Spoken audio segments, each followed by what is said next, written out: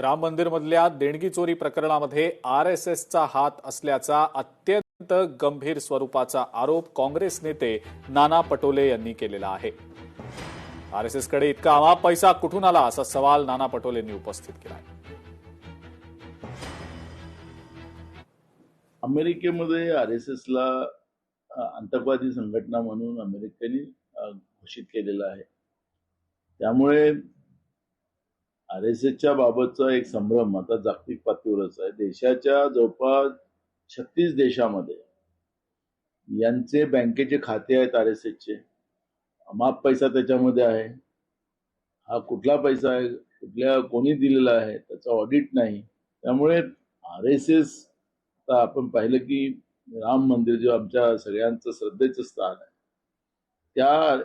त्या मंदिराला लुटीमध्ये डाका टाकण्यामध्ये आरएसएसचा सहभाग आहे, लपलेलं नाही. त्यामुळे मला वाटतं की अमेरिकेने आता काय स्टँड घेत आहे त्याच्याकडे आमचं सगळ्यांचं लक्ष आहे. लोकशाही मराठी ऐका, पहा, जागरूक रहा.